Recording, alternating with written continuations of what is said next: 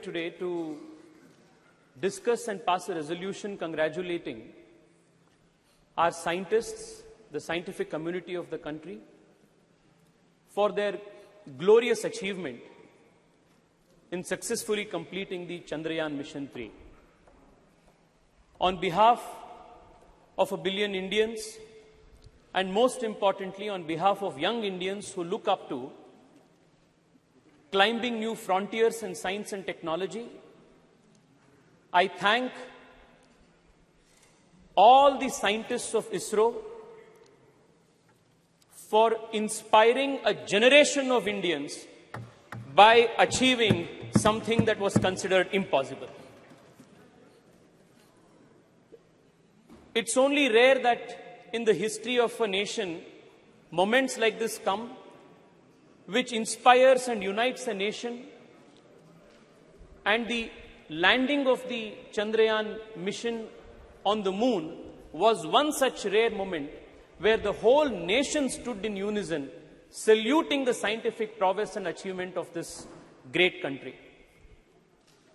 While I am indeed proud that our country became the very first nation in the world to land successfully on the south side of the moon, I am even more proud that I represent a city which is the science capital of India, and even this mission Chandrayaan 3, while it is made in India, it was also made in Bengaluru, the city that I represent.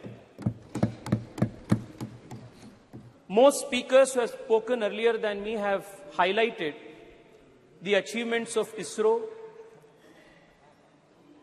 in the last few decades and how the scientists of ISRO have not only shown the world how to make efficient space missions, but also do it in a cost-effective manner.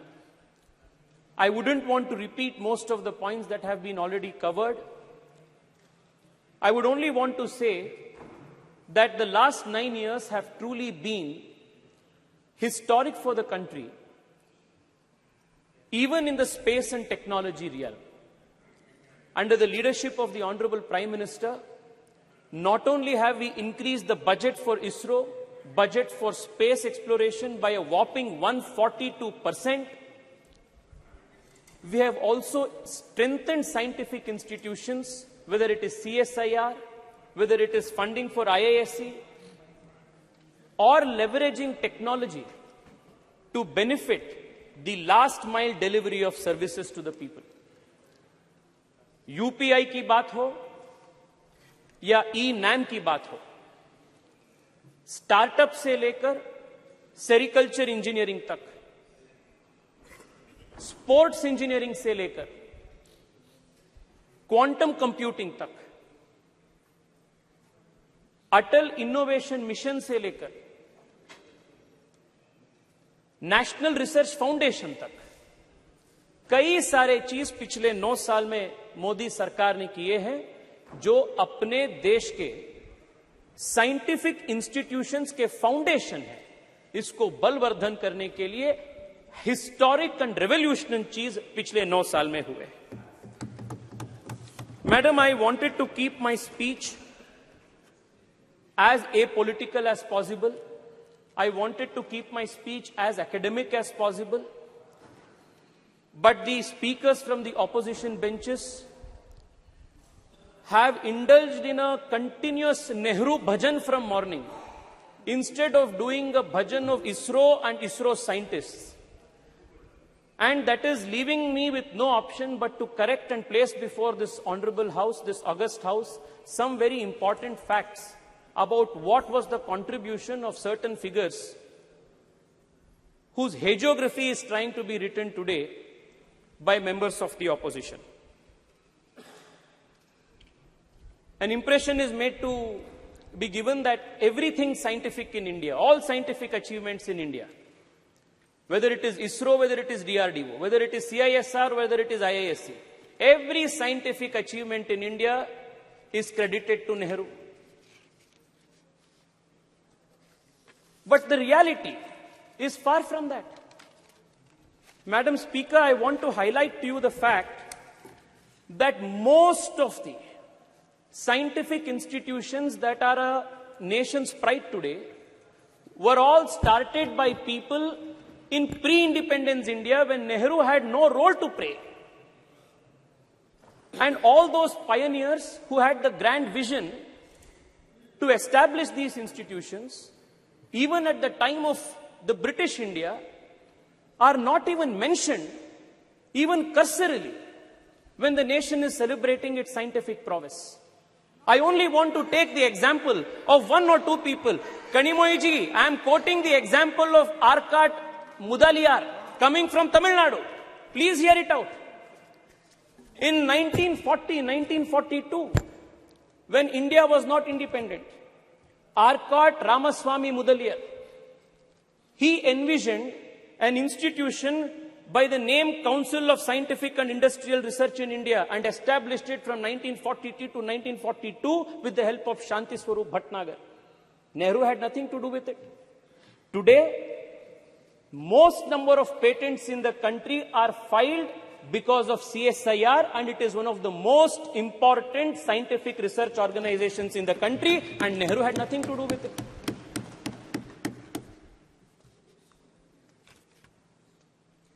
Let me tell you what role Nehru played. Immediately after independence, when the institute, CSIR, was brought under the Ministry of Industries and Commerce. In one of the meetings, at the very beginning of the CSIR after independence, Pandit Nehru says, the members of the governing body will appreciate that it is difficult for me to devote much time to many aspects of the work of the council. For the present everyday work, Dr. Shyama Prasad Mukherjee will, however, look after the council. It was because of Dr. Shyama Prasad Mukherjee, the founding father of my party, the earlier avatar of the Bharatiya Janata Party, Jansangh, that the country's earliest scientific establishments were strengthened and gotten strengthened at the root level. Dr. Shyama Prasad Mukherjee, as the Minister of Industries and Commerce, set up the National Physical Laboratory, National Chemical Laboratory, National Metallurgical Laboratory, Fuel Research Institute, Ceramic Research Institute, Central Leather Institute, Central Electrochemical Institute. All of these institutions were started, strengthened, and supported by Dr. Shyama Prasad Mukherjee. But today, Arcot Ramaswamy's name is not mentioned, Dr. Shyama Prasad Mukherjee's name is not mentioned, Shanti Swarup Bhatnagar's name is not mentioned. Morning till now I have been seeing it's only Nehru Bhajan that is going on. The cosmos of the Congress party starts with Nehru and ends with Rahul Gandhi. It is unfortunate, but it is necessary for us to inform the nation through this August House what Nehru truly did, even when it came to atomic research. I want to draw the attention of the members from the opposition when acquisition of missiles and research in atomic bombs, nuclear bombs, for protecting the country's national security, energy security was made to Nehru. This is what Pandit Nehru says, and I quote, the distribution of this toy, the toy that he is mentioning is the atom bomb, a nuclear bomb. The distribution of this toy, the atom bomb, ballistic missiles and the like to countries will not only be dangerous, very dangerous, but it will completely poison the already disturbed atmosphere of the world today. He then goes on to say, the making of the atom bomb is dangerous and dreadful, and he was the first person to advocate the resistance policy of excluding India and other Asian nations from the nuclear club, a policy that would later be written into the non-proliferation treaty that India would spend decades fighting, when he claimed that the going of this atomic weapon into an Asian country's hands would be a dreadful thing, a very dangerous thing. It took an Atal Bihari Vajpayee to make the nation a nuclear capable nation in 1999, 1998. It was very different. You know, Manishji, you know the details. You know how different 1974 and 1998 was. You know what was the difference, Manishji. You know what was the difference. You know what was the difference between the two. You know what was the Manish ji, difference address between... the chair. You know what was the difference between Indira ji's time and what was Atal ji's time? We never did it in an apologetic matter. Tejasvi ji, We did it. please address We the did it chair. as a matter of conviction. Okay. Madam Speaker, if you look at the history, there is one thing that will be clear. काम हमेशा दूसरों का होता है, credit तो नेहरू का होता है. Even in the case of Chandrayaan, it has been the same case. Chandrayaan first, it was our Prime Minister Atal Bihari Vajpayee who approved Chandrayaan first in 2003. What happened? It was in 2008 that the impact mission reached moon. And then the Congress government, UPA government, what did they do? The point on which the impact rover met, they named it as Jawahar Point. When Nehru had nothing to do with Chandrayaan 1, the impact point, however, was Jawahar Point. Former ISRO chief, let us talk about Chandrayaan 2. Former ISRO chief Madhavan Nair has gone on record to say that for political reasons, UPA2 delayed political clearances, denied approvals for Chandrayaan 2. It was Chandrayaan 3 again, our government, Modi government, that approved Chandrayaan 3, and despite the loss, despite the challenges that we faced during Chandrayaan 2, the Prime Minister was there in Bengaluru, patting the back of our scientists, strengthened them, motivated them, and prepped them to make sure that Chandrayaan 3 was a success. The difference, Madam Speaker, is when Chandrayaan 3 met with success, the Honorable Prime Minister of the country named the point as Tiranga Point and Shiv Shakti Point and not did bhajan of any particular individual. Please conclude. Madam, allow me 2-3 minutes more, please. Please. There are 2-3 important issues that needs to be brought to the notice of this August House. Madam Speaker, the difference between naming Tiranga Point, Shiv Shakti Point and the naming of Jawahar Point, the worldview, the difference in the worldview is what differentiates the Congress, the India Alliance and the Bharatiya Janata Party and the NDA Alliance. This is the difference. Madam, I want to take another example. Madam, I was listening to one of the speakers from the opposition credit Rajiv Gandhi for telecommunication and computer revolution in India. With all humility, I want to submit that the doyen of the country's computer industry and BPO industry and IT industry, N.R. Narayan Murthy, a few years ago, went on record and said that when they started Infosys, he had to travel 50 times to Delhi and it took 3 years for him to purchase one particular computer, import one computer. This was the state of affairs of this country for entrepreneurs, for scientists who wanted to start something new. And again, the credit काम किसी ने दूसरे ने किया, credit तो राजीव गांधी को जा रहा है. Madam, I also want to point this out. The exploration of space, the quest to understand what lies in the space is not something new for this civilization. Starting from the Rig Veda to this day, the journey has been continuous. Aryabhata, Varahamihira, Bhaskara, all of them postulated theories on units of time, of understanding how the heliocentrism of the solar system works. All of these indicate the natural quest of the Indian mind to understand the secrets that lie beyond the space. Never in our history, never in our civilizational history was any scientific man or woman persecuted, hunted down for their beliefs, for their theories and postulates. Whereas in other civilizations, you will find examples of the Hypatia of Alexandria who was stoned to death. Galileo Galilei, Nicholas Copernicus, Johannes Kepler, many such scientific minds were persecuted for various reasons. But this is the only civilization in the whole world where scientists and science people of science have never been persecuted all through the civilizational history. Thank you. The only exception to this, please, madam, please give me 2 more minutes, madam.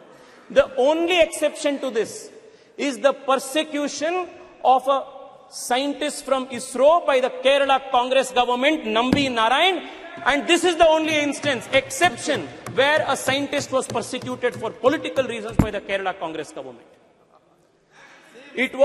I also want to remind you that it was in 2013 that Honorable Prime Minister Narendra Modi, as the candidate for Prime Minister, as the BJP's candidate for Prime Minister, when he visited Thiruvananthapuram, visits Nambi Narayan, promises that the country will stand by him again. And it was in 2018, after Narendra Modi government came into power, that Nambi Narayan was given the honor of Padma Shri Padma Bhushan, and that was how Narendra Modi government has respected, strengthened the scientific people and scientific institutions of India. Madam, I only want to conclude by saying this. Madam, many institutions are extremely important for strengthening our scientific prowess. One of them is HAL. I come from Bengaluru, and I want to tell you that just 7-8 years ago, the state of HAL was in dire distress. Today, not only is the company, the organization manufacturing LCA Tejas, but in recent meeting of the Honorable Prime Minister in Delhi, in US, along with GE, they have gotten into a memorandum of understanding to manufacture GE 414, F1414 engines with 80% technology transfer that is going to make India a superpower in this. Madam, Madam Speaker, I will conclude with just this. I will conclude in 1 minute, madam. In 1 minute. Madam,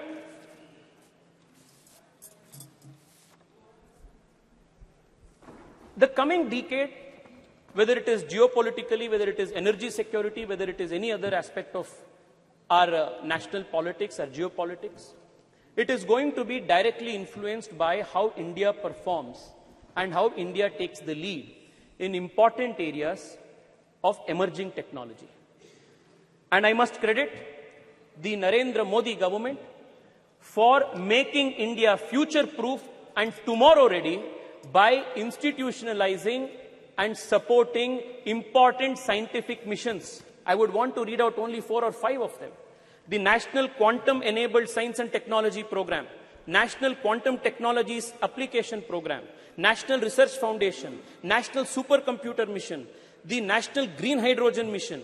All of these are important programs that the government of India has undertaken to make India a pioneer in emerging technologies. One of the points that was made by Karti Chidambaram ji, one of the points that he made, a very relevant point that he made, was how to popularize science among young people and students. I want to tell him that the Modi government in the last few years has been working with a mission focus to popularize science among children. And the Atal Innovation Mission and building of 10,000 Atal Tinkering Labs in our high schools, with the objective of nurturing 10 lakh young minds who will explore the frontiers of science, is an example of how the Narendra Modi government is trying to make science and technology a popular culture in the whole country. Madam, I only want to conclude by saying this. Please conclude, please. I will conclude. The other people. Madam, all of these aspects that has taken place in the last 9 years. I mentioned UPI, Digital India, Startup India, to the startups that are now emerging in space technology.